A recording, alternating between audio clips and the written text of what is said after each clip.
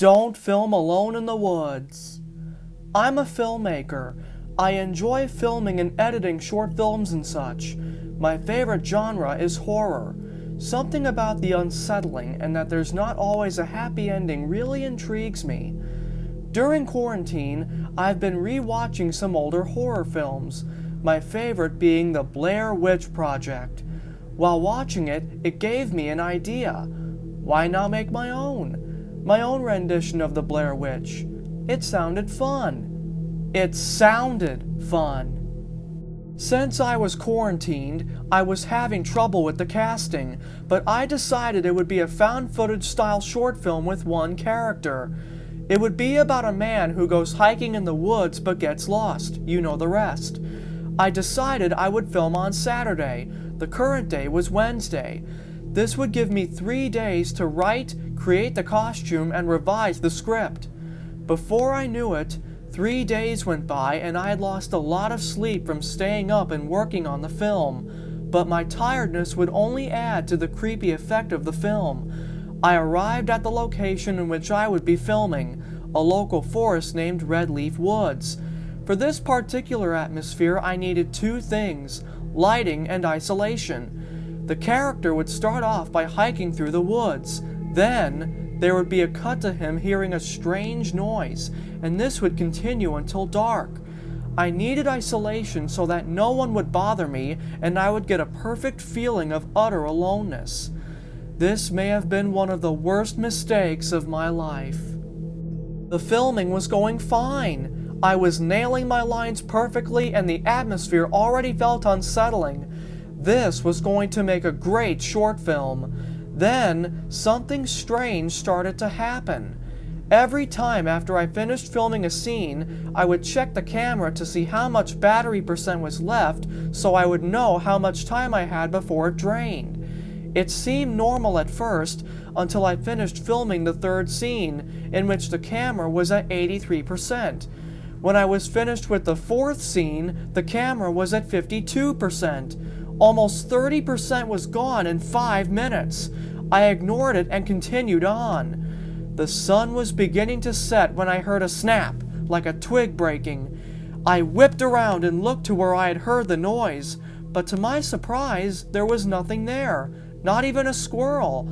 I started to feel strange, like I wasn't alone. I blamed it on the loss of sleep and kept on filming the next scene.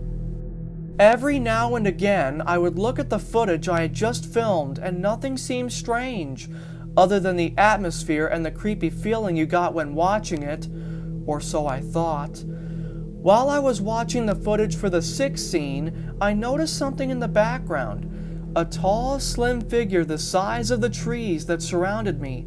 His face was obscured by the leaves. I rubbed my eyes in shock. When I opened them, the figure was nowhere to be seen. I thought this was a one-time ordeal, but I was wrong. While looking at the footage of the 9th scene, the figure was there, standing in the background unmoving, only this time he was closer. I stared at him, I'm not sure how long, until my eyes started to hurt. I shook my head vigorously, and I got up from the wet ground in which I was sitting on and looked around frantically, as if to find this mysterious figure. There was nothing. I was starting to get really creeped out now.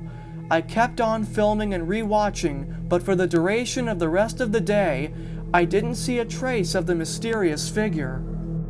Once I had finished filming all the scenes, it was about 11, I started to walk back to my car. I tried thinking about how great the short film was going to turn out, but I kept thinking about the mysterious figure.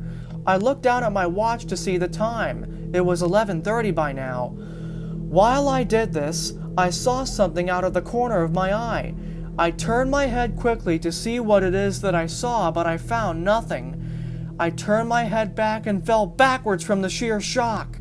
Standing in front of me was the figure. It was at least 10 feet tall. Its skin was black and opaque, like it was a hole in reality. It had a black bar that matched its skin across where its eyes should be, like what you do to conceal one's identity. Its face was smooth and featureless. The strangest part of all is that it appeared to be 2-dimensional. I got up to run, but there it was again standing in front of me. I have no idea how it moved that fast. Every time I turned, it was there as if it was teleporting in front of me. Every time it appeared in front of me, I would back away until I tripped over a stick and fell backwards, hitting my head on the ground. I gasped for air and shot straight up as if awaking from a nightmare. To my surprise, I awoke in the middle of the parking lot. My car was the only thing other than me in the parking lot. I looked around, confused out of my mind. My insides felt like they had been rearranged. I quickly ran to my car, but as I hopped into the driver's seat, I noticed something in the woods.